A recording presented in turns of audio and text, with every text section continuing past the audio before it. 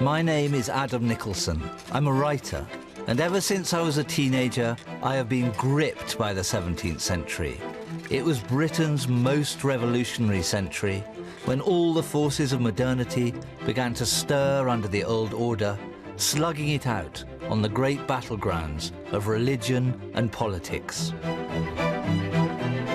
2 civil wars, 1 king almost blown up, another with his head cut off, a third simply got rid of. But more important than any of that was the factor which drove the revolutionary changes in this first truly modern century: writing. Writing was everywhere. Notebooks, chapbooks, account books, business correspondence, letters, diaries, pamphlets, newspapers. This was the century of the written word. It was the first great age of self-depiction. All kinds of people were learning to read and write, and through their writings, we can know them like never before in history. A woman sent to prison for her conscience. A sailor who wanted to share his adventures. A solitary genius who used his notebooks to unlock the secrets of the universe. Reading and writing allowed people to question what they'd been told, to engage in fierce debate, and to rewrite the rules of politics and self-expression. This was the beginning of the age we now live in, the moment we left the Middle Ages behind and set out on the track to modernity. And that transformation is what fascinates me about the 17th century.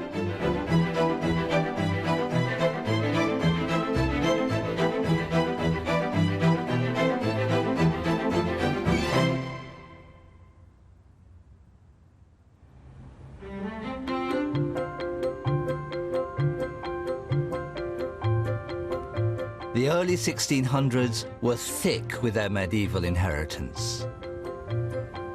People used to kneel to their vicars, to the lord of the manor, even to their own fathers. This was a world dense with deference and hierarchy. But this traditional society was soon to be turned upside down by a violent civil war, a conflict waged not between rival dynasties, but between the supporters of king and parliament. It was a bitter struggle over principles, liberties, and different ideas of God. It was, in other words, an ideological war, fought just as much with the pen as with the sword. There were 2 big revolutions in the 1600s, one political and one personal. And writing drove them both. Words became public weapons, promoting revolutionary ideas, allowing people to climb the social scale. But at the same time, diaries and autobiographies, written at every level of society, started to reveal the innermost workings of the self. These are ordinary people, not the great poets and dramatists. And that is what I'm going to explore. The first generations in this country who could write their own stories.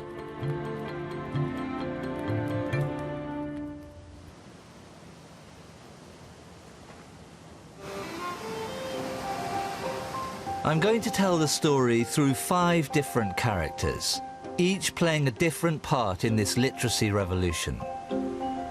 The first is a member of the gentry who turned his account books into a detailed diary.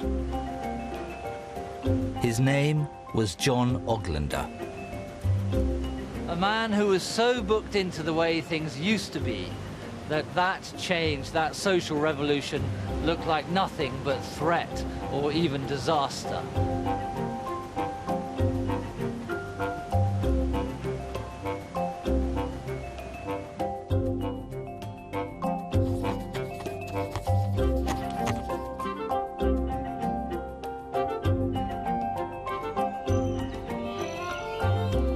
Oglander lived on the Isle of Wight and was the owner of thousands of acres. He was born in 1585, already 57 when civil war broke out in 1642. Deeply conservative, he loathed change. The island sided with Parliament against the king. Almost alone, Oglander remained loyal to Charles I. Charles believed that Parliament had the right to advise him, but not to call the shots.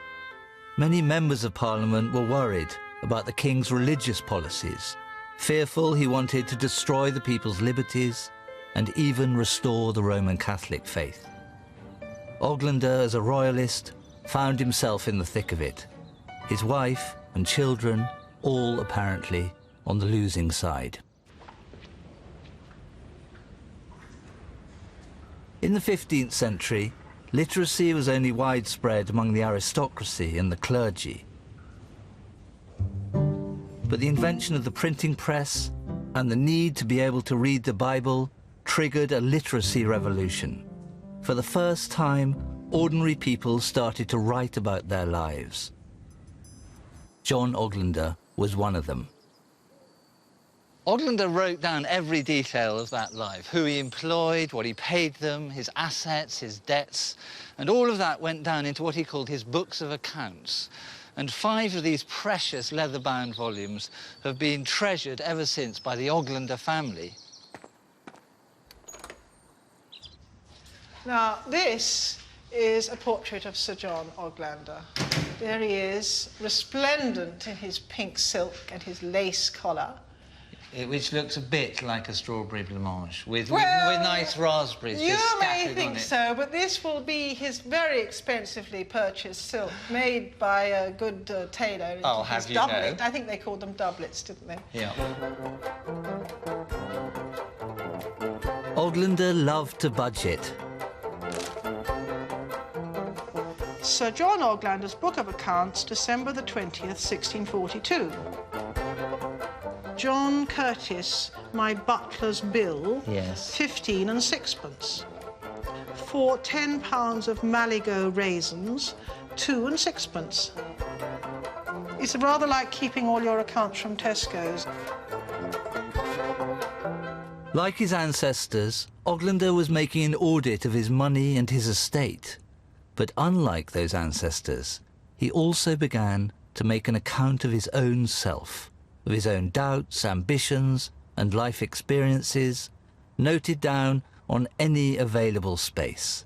Essentially, he was writing one of the first diaries. My son William's second son was born on the 15th of March, 1642. He says this is a book of accounts, but immediately launches off into stories about his children. Look, here is a page where he has cut half of it out. What's going on there? It was an uncomfortable time, and I think he must have gone back to his books and cut out bits that he felt perhaps were too risky to write. He must have lived in real fear, because that's how it was. It was a terrifying time, and you didn't know when the dreadful knock on the door was going to come and you were going to be whisked away. So he's taken a knife and gone jaggedly, cut, cut, cut, cut, cut. That must have had something pretty dangerous. There must have been something on those pages that he really was frightened that the wrong people might read. Well, his life was at risk. What an incredible document that is. A book of accounts, but something much, much more than that. A whole life poured between its covers.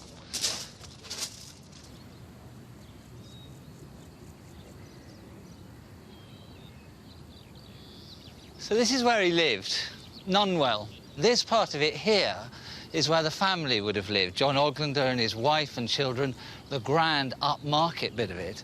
But round here, this is the working end of Nunwell. This is where his 13 servants, all his dairymaids, his bailiffs, coachmen, this is their world. And to me, it's completely dripping in 17th century atmosphere. There would have been a dairy here, a brewery, a still room, all kinds of rooms to store the produce of the farm with the huge estate that he was drawing in. But the Civil War had already brought changes to the island. Oglander complained, "We have here a thing called a parliamentary committee, which overruled deputy lieutenants and also justices of the peace. First Ringwood the pedlar, Maynard the apothecary, Matthews the baker, Wavell and Legg farmers. These men ruled the whole island and did whatsoever they thought good in their own eyes. These men had no tradition of ruling, no titles, yet they now had power." How did he react to the deep changes of the 17th century? I think the key change, obviously, is the Civil War, and he reacts extremely badly to it. And the whole of the 17th century seems threatening to him. He is, in a way, under siege. Yes, I think that's right. And the more that he looks at the past, the more attractive it can seem. I mean, he thinks of a golden age in the Elizabethan period, and he then later on thinks even the 1620s were a golden age. It comes creeping up behind him. It comes creeping up behind him. But what about writing? What part does writing play in that? I think this is an interesting problem, isn't it? I suppose he probably starts writing, we don't know, but he probably starts writing mainly with practical purpose in mind, to control this environment financially and control his life financially. But obviously it does become a coping mechanism for him. The writing provides a little private world in which everything's all right. Yes, it does indeed. Well, I end up loving him. I think it's unavoidable, isn't it? If only because he's so concerned with himself. Exactly. There's nothing more lovable than the true egotist. No, that's right.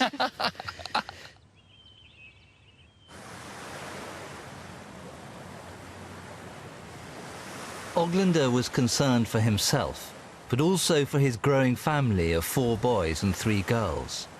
He looked forward to his eldest, George, taking over the family estate. But right now, George had other ideas. He was 22 and off to France for a holiday with his cousin. George was adored by his father. I've got a copy here of what he wrote about him in his book, where he called him tall, strong of body, and very well made, a handsome gentleman of a good nature and loving disposition, very clever, very hard-working, everything a father could dream of. The journey would take about 10 hours on a ship which the Oglanders chartered. With many tears from his mother and sister, he set off for Normandy. So George has gone to France, but his father is in a terrible state of nerves. He's totting up all his expenses for the year here. Huge amounts given to George, £54 to spend on his lovely holiday.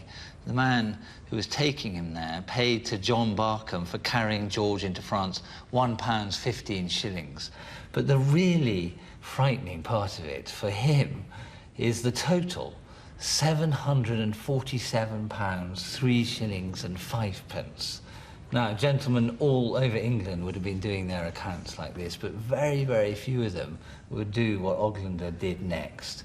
And that is get a needle, prick his finger, and write in his own blood, Sir John Oglander with his own blood, grieving at his great expenses. Well, I have a needle here, and I think I might do what Oglander did. Oh, yeah. It's quite painful. It is the most extraordinary thing to do. It's like you're writing your life onto the page. It's as if you want to do it with passion, this is the only ink that will do. I could get into this.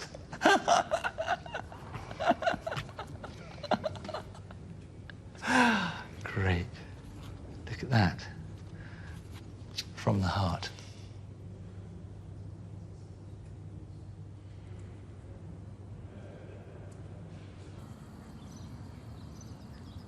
Oglander hoped the strain of running the estate would be reduced when George returned.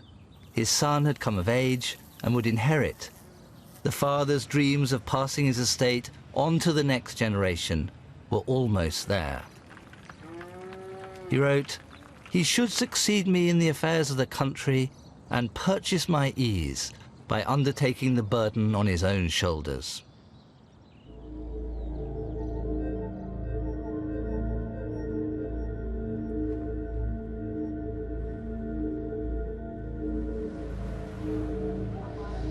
In July 1632, just about a month after George had left, his father was at a meeting in Newport at the magistrate's court.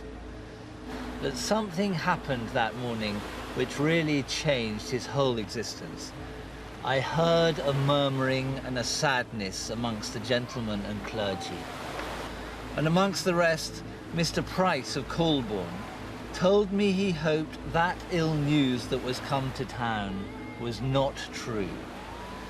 I then, being more suspicious, demanded whether he'd heard any ill news of any of my family. And sure enough, his suspicions were well founded.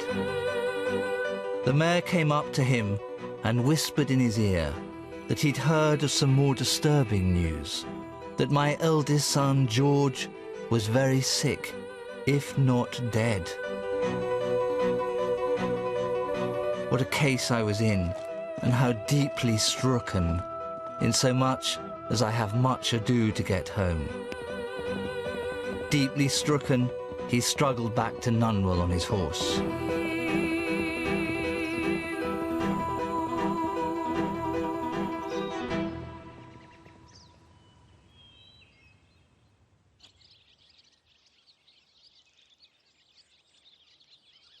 At the end of his description of this most terrible event in his life, he added this, and it is written, as he says, in his tears, in a silvery grey script.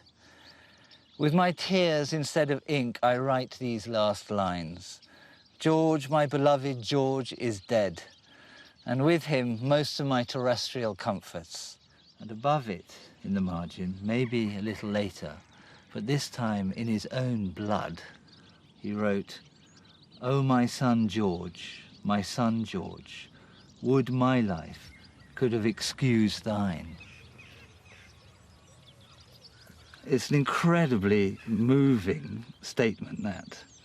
And it's as if no time at all has passed between him writing it and now. I feel his grief coming up off the page. The margins of the account book had become a diary, where Oglander wrote down his most intimate thoughts and feelings. To make sense of his loss, he confides again and again in his trusted book. Sir John never recovered from the death of his beloved son George, and he had a little effigy made of him here in the Oglander Chapel in Brading, surrounded by their ancestors, because George had been the great hope for the future. After the Civil War, really when Oglander's world fell apart, he had his own effigy made to go on his tomb here, dressed in a completely medieval way, medieval armour, even his legs crossed in the way that Crusader knights used to cross their legs on these tombs. That is the story of Sir John Oglander, a bereft father and the victim of truly cataclysmic political change in the middle of the century. He'd been dethroned by shopkeepers who'd learnt to write and so to rule. The most modern thing about him was his writing, an account book used as a diary where he wrote down his emotional credits and debits. This is the writing revolution in action.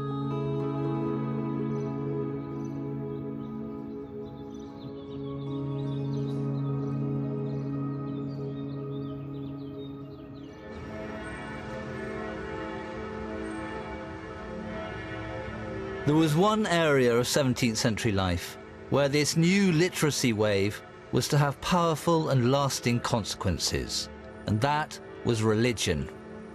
Literacy, and the access it gave to the words of the Bible, allowed people to enjoy a new direct relationship to God. And nowhere is this spirit of liberation clearer than in Cumbria, where my second character lived, Margaret Fell, who found herself swept up in one of the most radical of the new Protestant groups, the Quakers. Quaker beliefs threatened inherited ideas. Through the power of the word, they were going to change society. And Margaret Fell, one of the leading Quaker writers, bombarded England with letters and pamphlets promoting the new Quaker gospel of equality and tolerance. For her, written words were not, as they were for Oglander, a private refuge, but the instrument of revolution.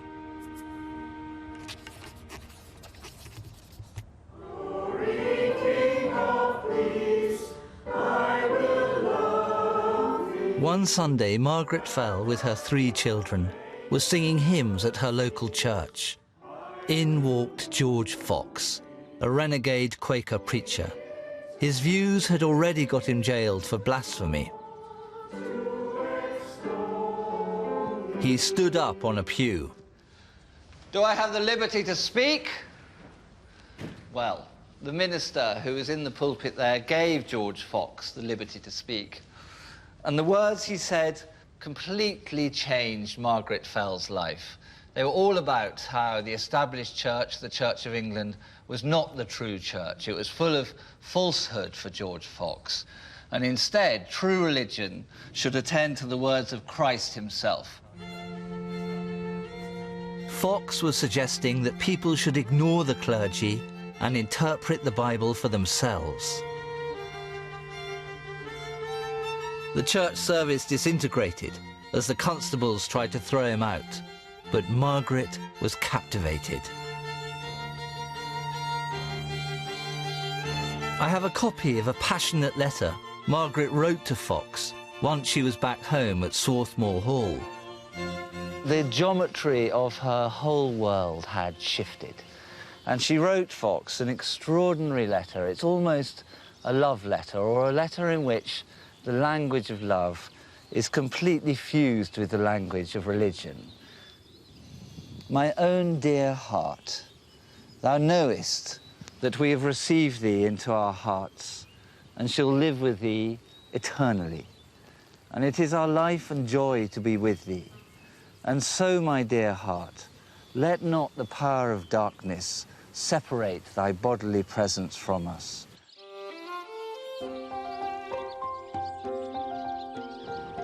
Margaret Fell had found her calling. She joined with Fox and became one of the founders of the Quaker movement, with her home, Swarthmore, as its base. And at the rebellious heart of the movement was writing. Pamphlets were sent out, sparking political debate up and down the country. Margaret argued for freedom of assembly, free speech, a free press, and the rights of women as preachers. This type of writing stirred up a whole new conversation about what kind of society people wanted to live in. But this impassioned writing was not without its critics. Margaret and her fellow Quakers were seen as radicals who threatened to destabilize the country.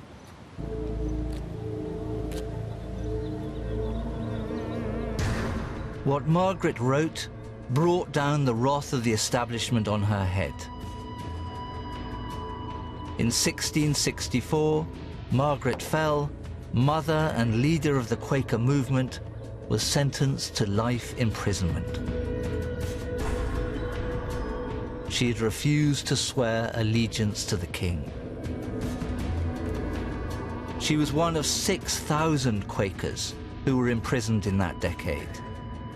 Her wealth couldn't protect her from the squalor of incarceration. The cells were filthy, rat-ridden and disease-filled, sometimes thick with smoke. Margaret's response to imprisonment was typically defiant. She went straight to the top. King Charles, her letter begins, which is not how anybody in the 17th century would ever address a king. And she says to him that he has kept her here in prison 3 long winters, in a place not fit for people to lie in.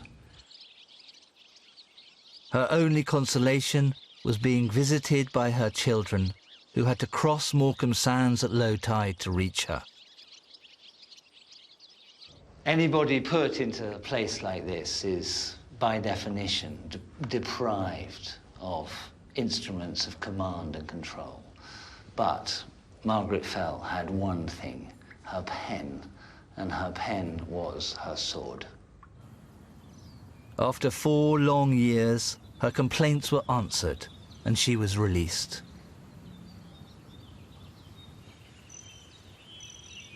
For 50 years, Margaret Fell devoted herself to the Quaker cause.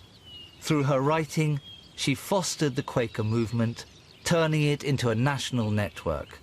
On her death in April 1702, she was buried here, in her beloved Cumbria, at Sunbrick Burial Ground.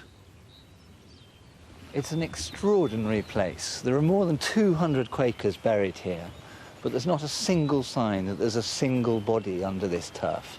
In the 17th century, no Quaker wanted a gravestone because that was too individualistic a thing.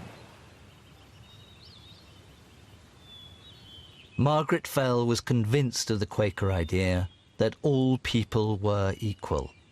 Her burial in a communal graveyard confirmed this belief. Through her pamphlets and letters and the writing of other Quakers, these ideas sowed the seeds of religious freedom that would, in time, become central to British society.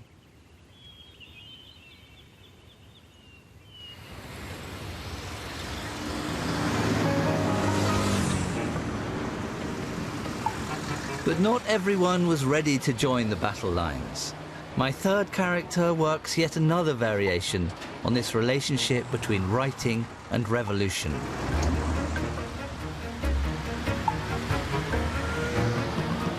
Harry Oxenden was a small-time Kentish squire who had no time for public life, nor for the Civil War, which the rest of his family was involved in. Like many 17th century gents, his life was devoted to the letter. He loved writing letters and kept both every scrap he wrote and everything written to him, making careful copies of the letters he sent out.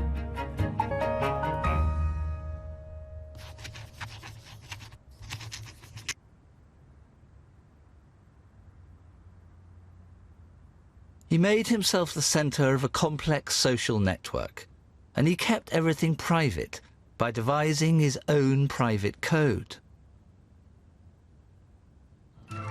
Harry was totally embedded in a new letter-writing system. The Royal Mail was opened up to general use in 1635. This was encouraging people to use writing to stay in touch, but Harry was using a more informal system. Everyone from a baronet to a small squire, to a draper, to a highwayman, were sending all kinds of messages and letters to each other up and down these lanes. And they sent them with young servants who they called little Mercuries, almost like email, but with boys rather than electricity. They borrowed money from each other, they offered each other advice, and they gave each other presents. They sent each other medicines and cooking tips. The asparagus must be but a little more than scalded. An aunt sent her niece a tisane to ease the painfulness of her cough. Lanes were alive with family traffic.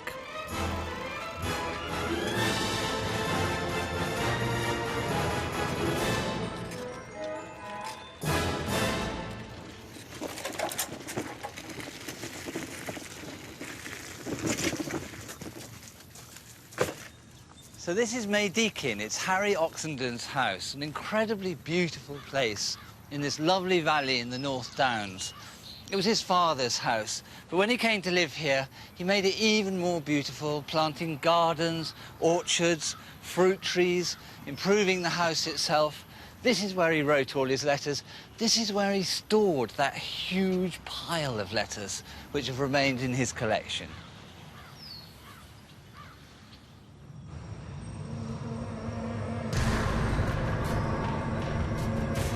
It was the early 1640s.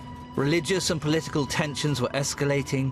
At Westminster, the quarrel between Charles I and those who wanted to limit his kingly authority was intensifying, and civil war was on the horizon.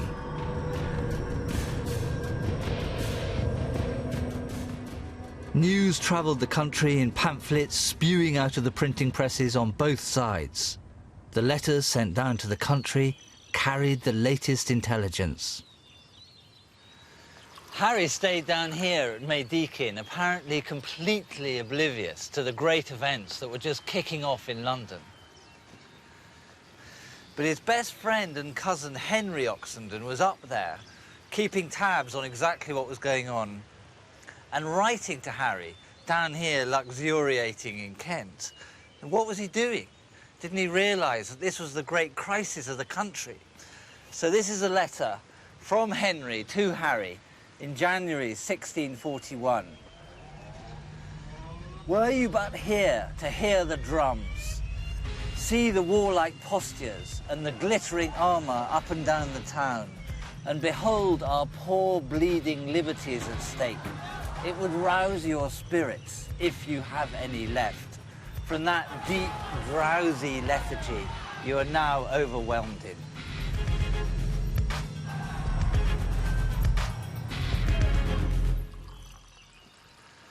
But there's one thing that Harry did not tell his cousin in London. The reason he was staying down here was that he'd fallen very deeply in love. He had suddenly fallen uncontrollably for a 17-year-old girl, Kate Culling, the daughter of a humble yeoman farmer, well below his own status as a gent. In the 17th century, status was still everything to the gentry, and his letter-writing neighbours were horrified.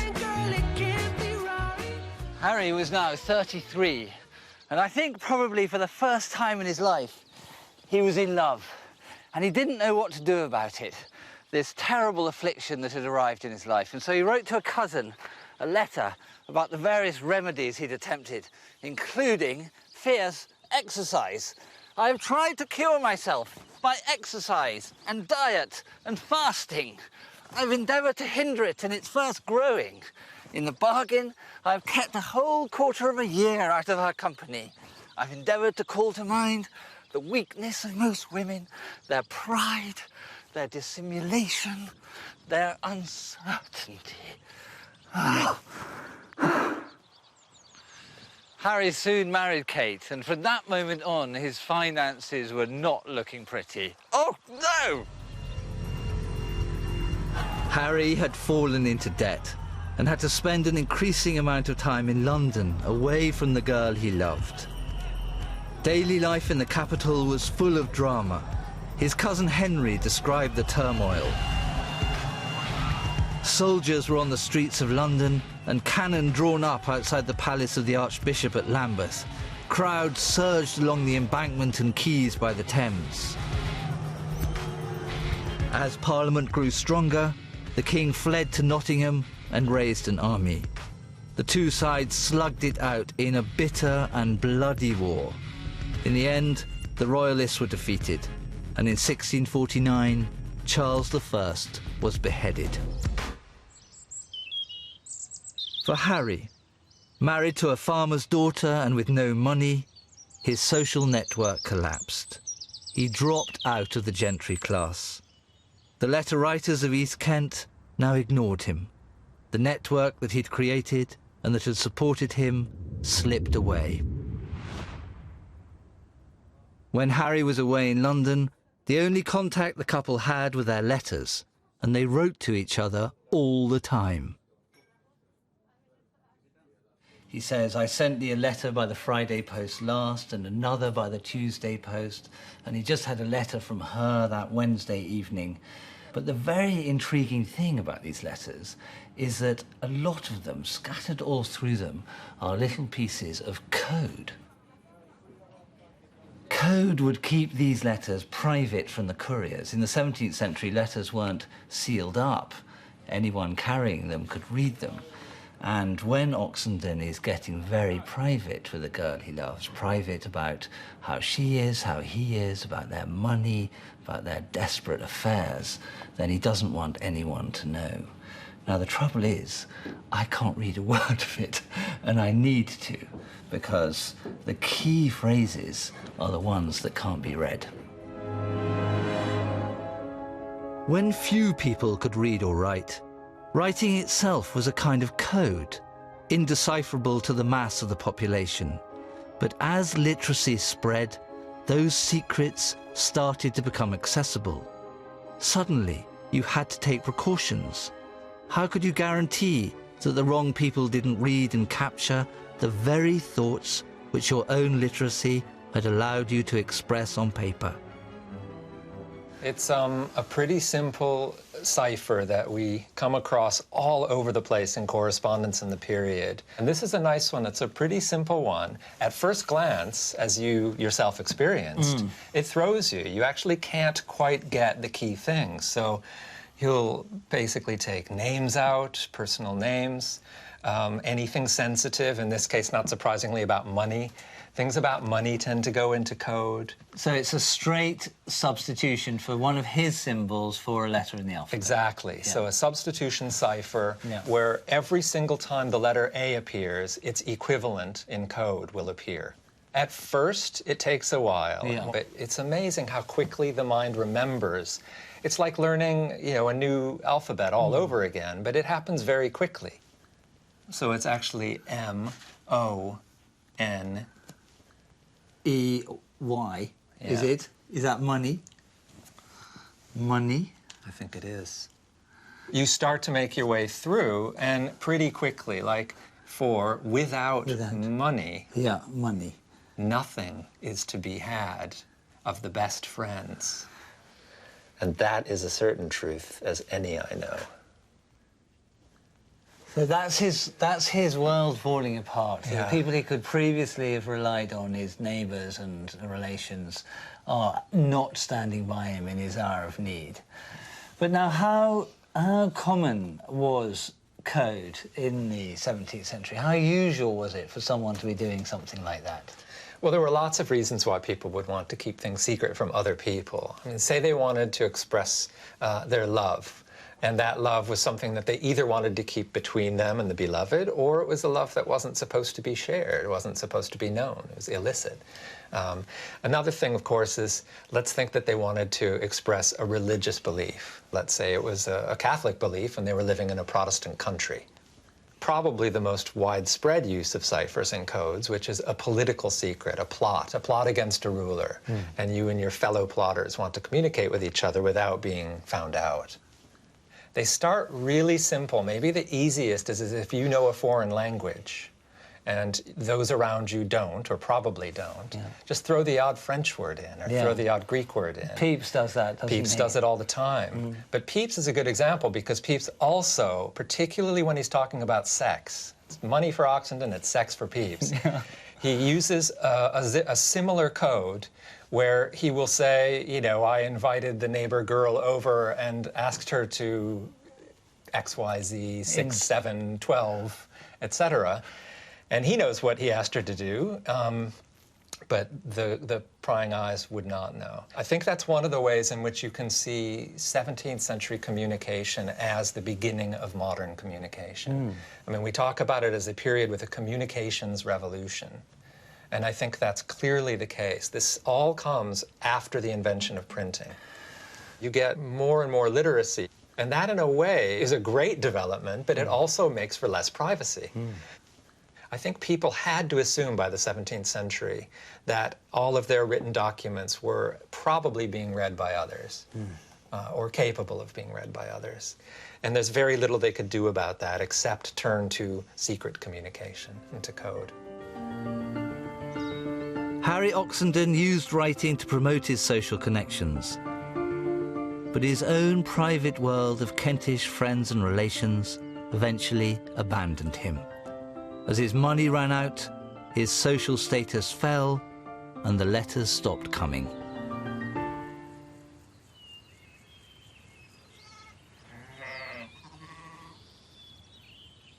The life of my fourth character, Thomas Tryon, followed a very different track.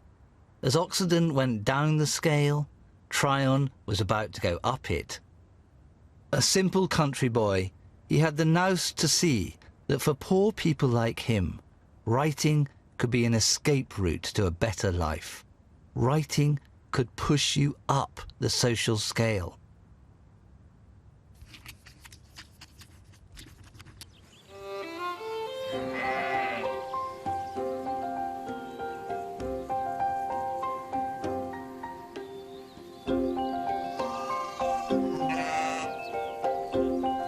Thomas Tryon was a shepherd who was born in Gloucestershire in about 1643. He was the son of a plasterer and tiler, but he became a more successful shepherd than me. He'd been to school very briefly when he was about 5, but he soon realised when he was a shepherd that if he was going to get anywhere, he had to teach himself to read and write. Now here he said, when I was 13 years old, I couldn't read. Then thinking of the vast usefulness of reading, I bought me a primer and got now one and then another to teach me to spell. And having by this time got 2 sheep of my own, I applied myself to him and agreed with him to give him one of my sheep to teach me to make the letters and join them together. So here is a young shepherd boy trading in one of his sheep for the skills of literacy. It's an extraordinary and classic 17th century bargain, a sheep for the ability to read and write. By the time he was 18, his skill in writing and reading set his ambitions higher. He sold his flock for £3, said goodbye to Bybury, and used the proceeds to go to London and apprentice himself to a hatter near Fleet Street. Thomas Tryon was a total self-starter and self-improver, and reading and writing were completely central to that ambition. His writing allowed him to rise in society, and it was as a gentleman that he had his portrait painted.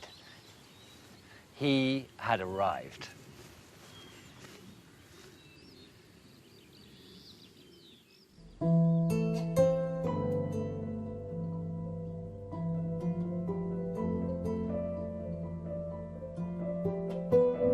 Writing in itself has no moral colour.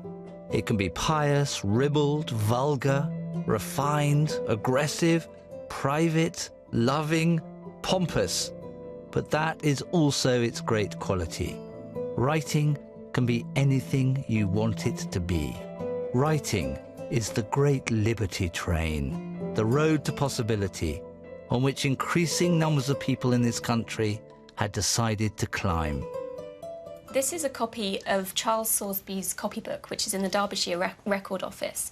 The Soresbys were a yeoman farmer family, and they've left an amazing archive of things like this, copybooks, where they have inscribed material. And as you can see, it's a rather scrubby italic hand, but it's pretty clear. And this is from 1678. Can you read it?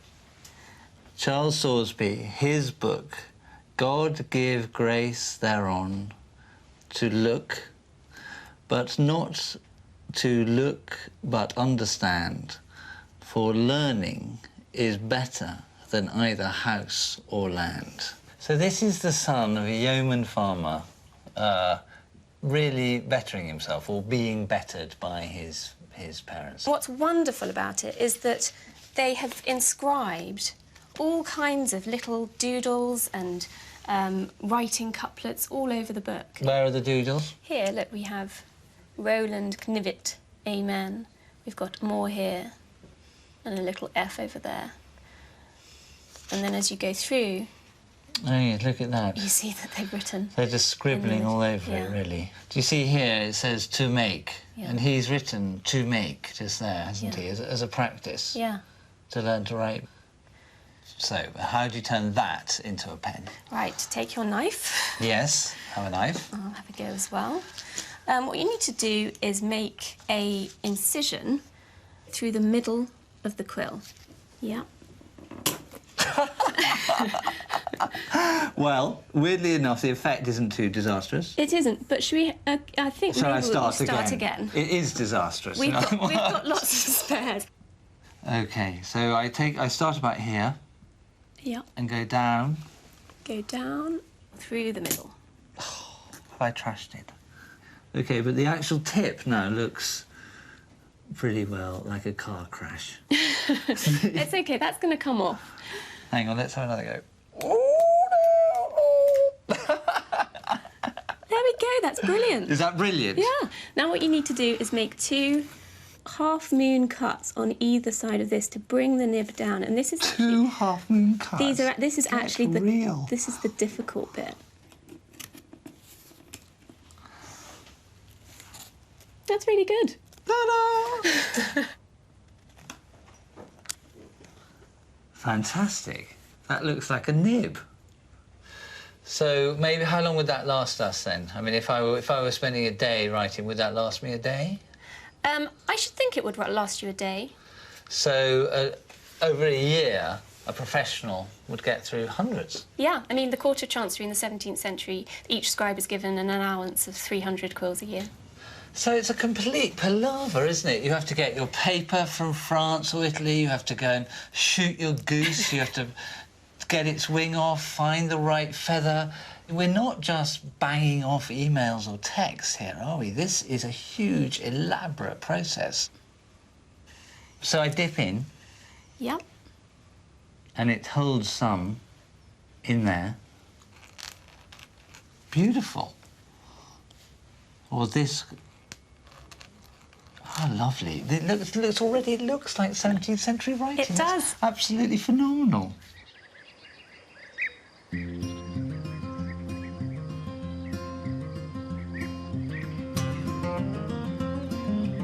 My fifth and final character is a shapeshifter. Leonard Wheatcroft lived in Derbyshire and was one of the first working men to write his autobiography. The literacy revolution gave people like Leonard the chance to write themselves new roles, step into those characters and live those lives. Who am I had become an open question, and self-invention the essence of the future.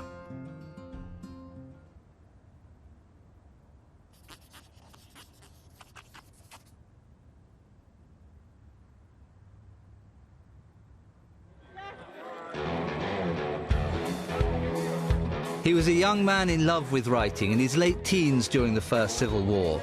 A likely lad, one for the girls, naughty, curious, feckless, full of wit and charm, bad with money. A tailor, an orchard planter, virginals tuner, a soldier, a waterworks maker, a school teacher, taking a zigzag path through the lower end of society.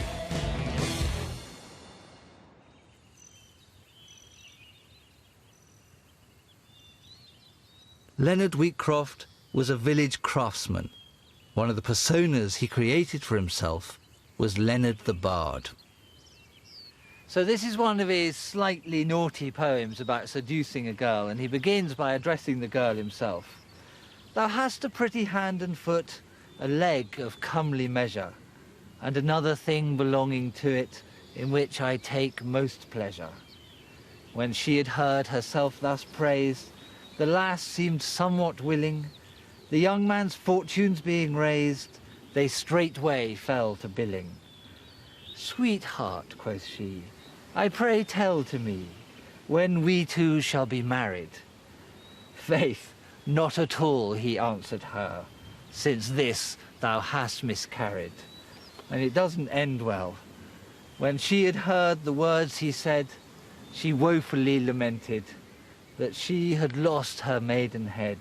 She then, too late, repented. Well, it's not really much better than doggerel as poetry. But he called his book Here is Mirth and Melody, and maybe these are just intended as the words for a song to be sung in a pub.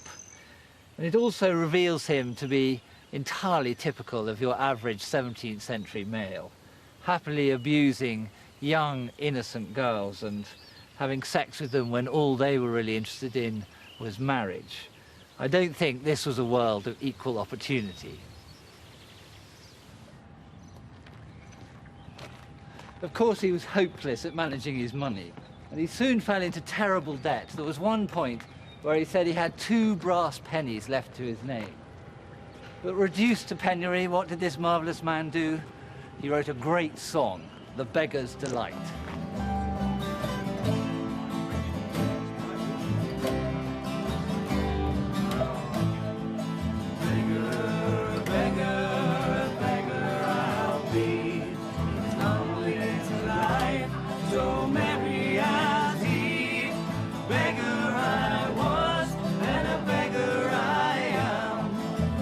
Wheatcroft's creativity poured onto the page. It was a fiesta of self-expression, all meant for public consumption.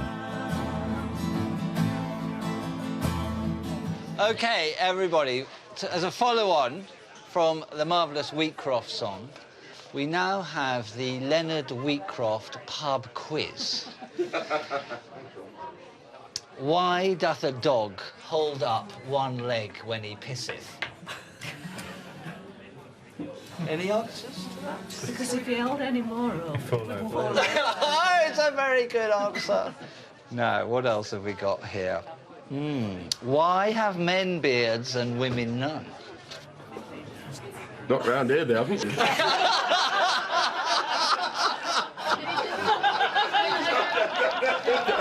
No. Okay. You really don't want to know the answer to.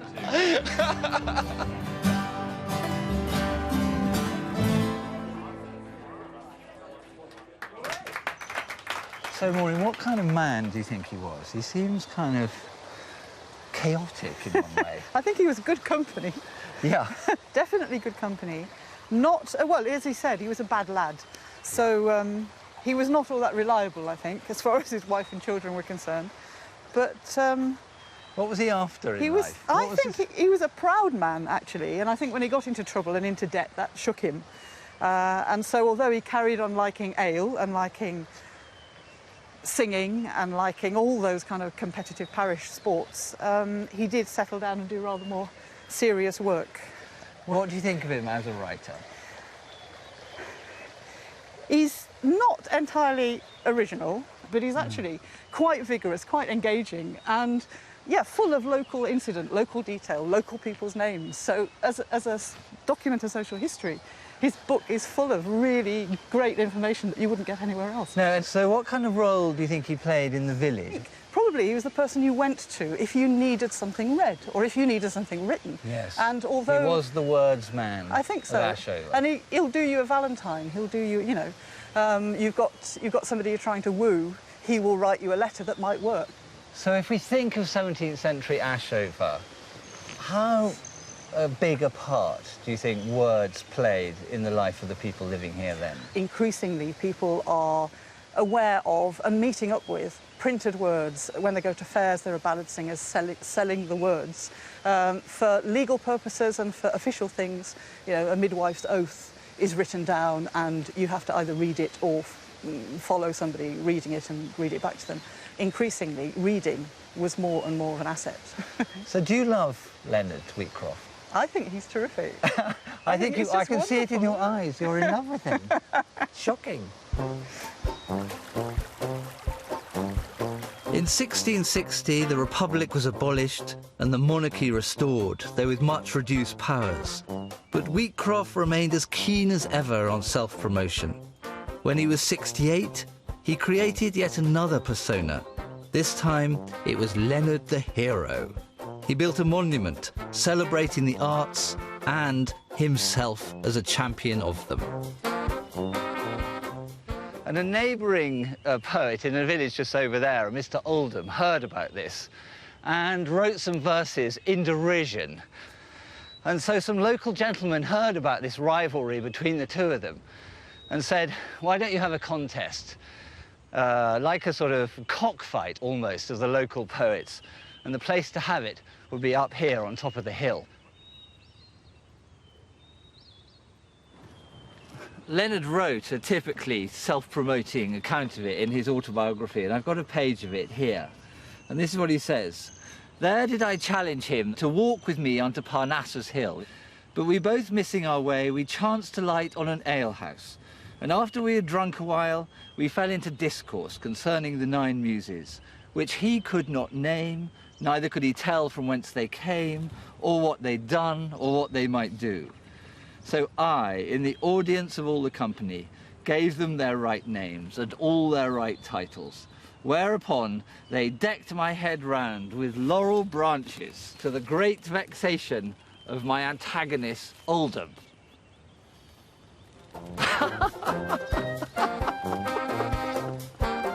At the back of his book, he illustrates how the world really was turned upside down at this time.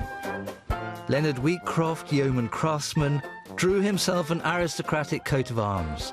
He describes all his shape-changing with images for each role he took on in his life.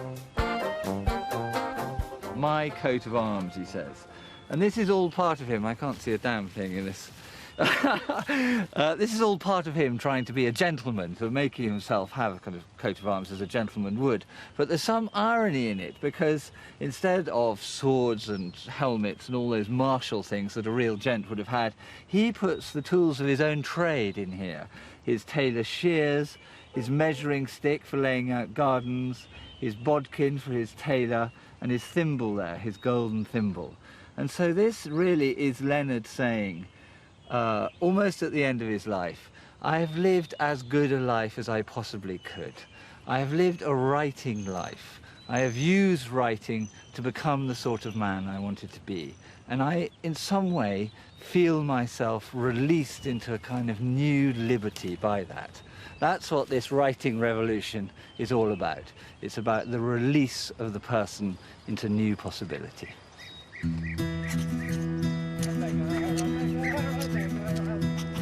Rich man, poor man, beggar man, thief. Whoever you were, writing could now change your life.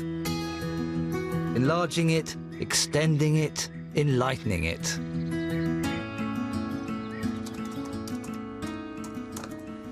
The 1600s was a century of liberties, none more important or lasting than the one conferred by literacy. Reading and writing allowed the people of Britain a vision of themselves that was essentially unconstrained, a life in which they could hope to read the truth and write their own futures. As a country and as a culture, Britain was moving into the modern, self-realizing world.